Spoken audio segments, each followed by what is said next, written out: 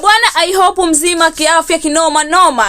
Waga nakuletea yale masori ambayo yanotamba katika social media. Kama unavyojua bwana, katika social media kuna kuwaga na mambo kibao. Sasa bwana, waga watu wanajiuliza kwamba tujiulize, huyu Dvoice aliingia direct katika lebo ya WCB. Bwana, tujue kwamba Dvoice huyu ni ana jina kamili, sio jina lake ili Dvoice. Dvoice ni jina la kisanii, lakini jina lake kamili anaitwa Abdul Hamisi Mtambo. Huyu amezaliwa pale katika mwezi Oktoba 10, 2004. Tujue kwamba huyu naye Dvoice ni mtoto, yani ni mmoja kati ya watoto wa 2000 pale katika 2004 pale ndipo alipozaliwa Dvoice, lakini amezaliwa katika mitaa ya Temeke. Kama unavyojua bwana, TMK bwana wametoka wasanii kibao pale, kama unavyomwona na Temba pale, Juma Nature, wasanii kibao ambao walotamba katika miaka ya nyuma hapo walitokea hapa katika ili mturinga wa Temeke. Lakini bwana, Temeke hii jijini Dar es Salaam pale. Sasa katika harakati zake za kimuziki tujue kwamba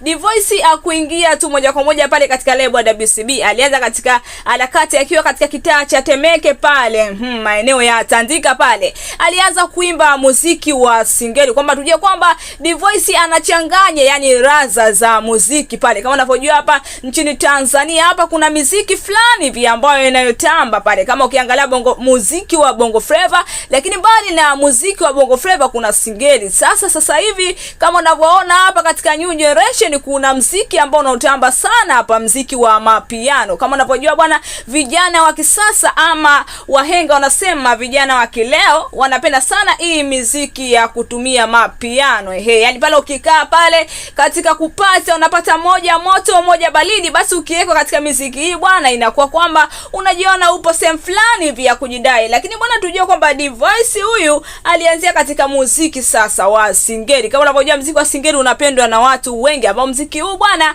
hauchagui staili ya kucheza. Wewe staili yoyote ile unajiokota unacheza, kwamba alianza muziki wake wa singeli, ambapo muziki huu alikuwa anauimbia hapa katika harakati zake katika kitaa cha TMK pale. Alitoa nyimbo kadhaa ambazo zilimfanya pale ka Diamond akaonana na Dvoice. Unajua tena katika harakati ukifanya kitu kikiposti, ama msanii ukiwa chipukizi ukifanya kitu, msanii ambaye alikuwa katika level ya juu anaweza kukuona kwa namna moja ama nyingine. Basi Dvoice nyimbo zake ambazo za singeli alizorekodi hapo kipindi cha nyuma mpaka Diamond Platnumz aka Simba akamuona, kuna nyimbo kadhaa hivi ambazo zilizotamba.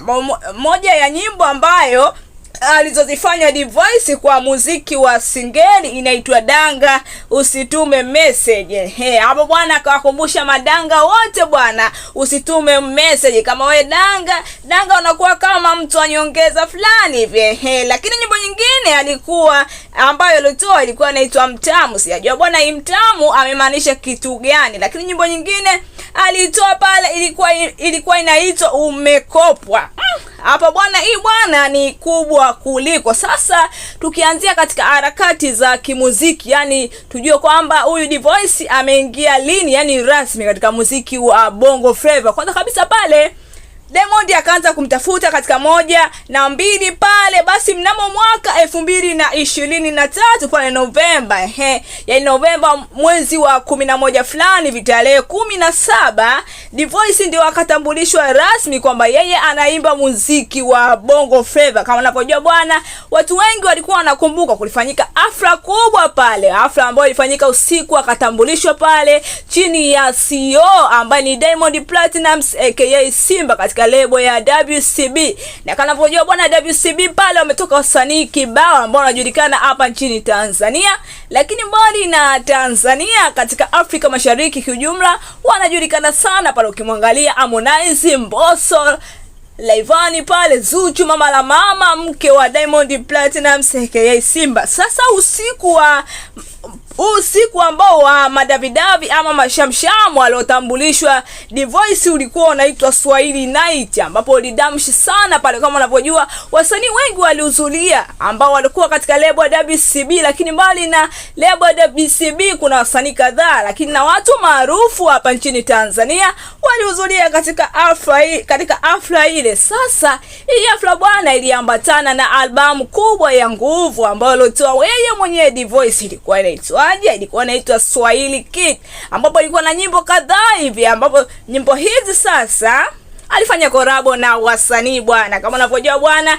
zile amsha wanafanya kwamba ushirikiano kwamba na wasanii ule wakuta pale pale katika ile lebo ya WCB. Basi alifanya korabo na wasanii kadhaa kutokea katika lebo ya WCB, si mwingine pale kama nilivyomtaja pale awali, mama Zuchu, mke wa Diamond Platnumz. Fanya korabo nyimbo ambayo ilikuwa katika hiyo albamu ya Divoice ya kwanza aloitoa katika lebo ya WCB baada ya kusajiliwa. Nyimbo hiyo inaitwa Bam Bam. Kama unavyojua Bam Bam bwana, ilitamba sana katika mwaka 2023 hivi, 2024, 2025, lakini mbali na 2025 sasa hivi watu wanaifanyia challenge sana pale TikTok, pale Instagram, mitandao hiyo ambayo vijana wa kileo wanatamba sana pale. Lakini mbali na Zuchu pale, kuna nyimbo ambaye alofanya kolabo na Mbosso pale, na yeye alikuwa katika lebo ya WCB, lakini sasa hivi bwana akajipata akatoka katika lebo ya WCB kulingana na mkataba wake uliisha hivi. Nyimbo hiyo ambaye inaitwa Mpeni Taarifa. Kama unavyojua bwana, taarifa ni taarifa, ujumbe unafika. Lakini mbali na hiyo, kuna nyimbo nyingine ambaye alitoa katika lebo yake, katika albamu yake hiyo inaitwa Nimezama. Tujua kwamba Divoice bwana ni msanii ambaye alikuja ni moto. Kama unavyojua bwana, ni msanii ambaye ni mdogo, alikuwa chipukizi, lakini sasa hivi amekuwa ni msanii ambaye anajulikana. Hakuna mtu ambaye mtoto wa miaka 2000 hapa, hakuna mtu ambaye asemjua Divoice anafanya vyema kabisa. Ni msanii ambaye anajulikana na alika tofauti hapa. Lakini tujue kwamba sasa hivi Divoice amekuwa wa moto sana. Kama nikisema wa moto katika swala zima la mapenzi. Mbali na kuimba kote, amezama sasa katika kuna nyimbo ambayo alitoa Nimezama katika nyimbo ya Mbosso ambayo anasema kwamba nimezama katika nyimbo la mapenzi. Sasa amekuja kuzama Divoice bwana, amezama katika penzi zito na mtoto wa kitanga fulani hivi. Kama unavyojua watoto wa kitanga wana mapenzi. Mapenzi kama unavyojua bwana, watoto wa kitanga ndio walipozaliwa. Ukinywa chai yake bwana, umezama katika mapenzi. Si mwingine ni Lulu Diva. Na kama unavyojua hapo juzi kati hivi kulikuwa kuna hafla, Lulu Diva alikuwa anatambulisha duka lake jipya. Kama unavyojua Divoice alihudhuria na kusema rasmi yeye ni mchumba wa Lulu Diva. Mbali na hilo sakata la mapenzi, kuna baadhi ya nyimbo ambazo zinatamba sana, amezitoa hapa mfululizo nyimbo zake nyingi hizo, ikiwemo Mungu Baba.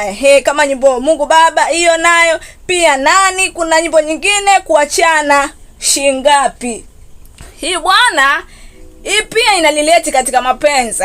Ni nyimbo, baadhi ya nyimbo ambazo Divoice yeye alizitoa, lakini tujue kwamba kuna nyimbo fulani vya ambayo inayotamba sasa hivi, Baridi. Kama unavyojua bwana, kule TikTok kule na Instagram watu wanaifanyia sana challenge. Tujua kwamba Divoice hapo nimetaja, yani hapo awali nitaja wasanii kama wawili hivi alipokuwa anatambulisha, yani alipokuwa anatambulishwa rasmi katika lebo ya WCB, alifanya korabo na wasanii wawili akiwemo Zuchu pamoja na Mbosso. Lakini mbali na hivyo, amefanya korabo na wasanii ambao walikuwa katika lebo ya WCB, lakini na wasanii wengine ambao wanajulikana hapa nchini Tanzania, akiwemo Diamond Platnumz mwenyewe amefanya naye korabo. Lakini mbali na Diamond Platnumz aka Simba amefanya korabo na Lava. Lakini pale bwana Jux naye pia amefanya korabo naye, mume wa Priscilla huyo.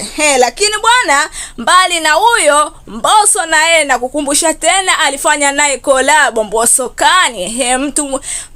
Mtu wa maana kabisa huyu, mwenye mashairi kutokea kule India. Kama unavyojua kani fulani hivi wanatumia sana watu kutoka India.